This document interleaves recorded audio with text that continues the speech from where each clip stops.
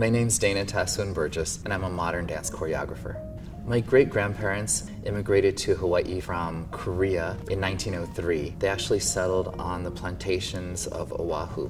They took on indentured worker contracts with the plantations, and so they ended up picking sugarcane and pineapples for 3 generations. You know, my mom, she very early on showed an aptitude towards being able to draw things, to sculpt things, to make things out of ceramics. And so she ended up being the first individual in my family to go to college. And that's where she met my father.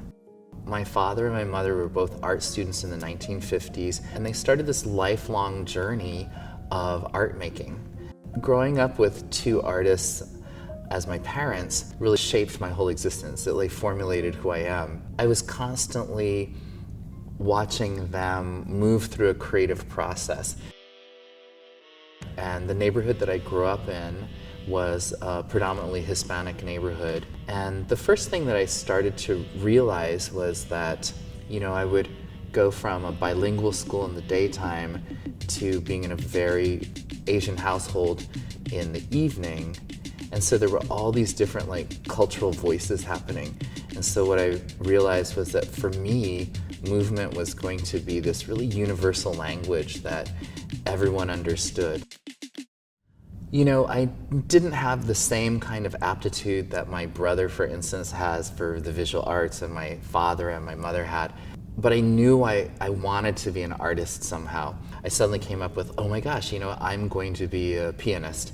And so I announced that to my parents, and I said, you know, I just need you to get me a piano teacher. We just need to get a piano in here, and I think I've got my calling. So one day, my father said, you know, get in the car, get ready. So I thought, oh, this is great. I'm going to go to my piano lessons. But instead, he dropped me off at a martial arts dojo.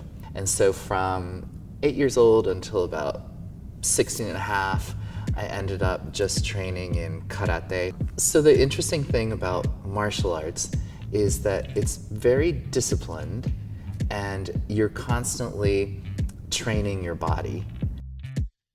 And one day, one of my friends said, oh, why don't you come with me to my dance class? And there was something so similar in the discipline of the body that I was really shocked by that. But what was also different from the martial arts classes, there was this other layer of creativity and performance that I hadn't known from the martial arts. And so from the moment I took my first dance class, like, I knew that was my calling. I was like, oh my gosh, I'm ready for this, you know? And so I took all of that discipline and all that dedication and just shifted right over to ballet and modern dance and taking classes every day. And when I arrived in Washington, D.C. when I was 20, I immediately fell in love with this city. There was an incredible diversity and energy to this city, and there was also a lot of opportunity for a young dancer, not just to perform, but to also grow and take classes with master teachers. And so this is where I decided to stay, and eventually founded my dance company, and here we are in our 30th anniversary season, which is really exciting. And on top of that, I'm the first ever choreographer in residence for the Smithsonian, and I'm based at the National Portrait Gallery. Really, my job is to bring to life the canon of American history, to explore diverse stories. And I think that drive to uncover and to bring to the public stories of diversity comes in a lot of ways from my own upbringing, of feeling like I was always slightly an outsider within the community I grew up in. It just made sense to me that I would continue on this journey as an artist to move stories from the fringe to the center of society.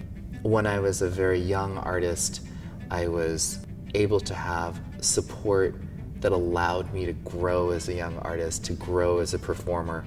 And as I transitioned and moved into being a choreographer, there were grants available and networking opportunities available from the DC Commission on Arts and Humanities that allowed me to continue to grow my career, and then allowed me to become not just a dance artist, but a artistic director who's also a mentor. And I can now see that full cycle of having been a young dancer and now directing my own company, and really seeing the impact that that relationship with the commission has had, like completely full circle on my life.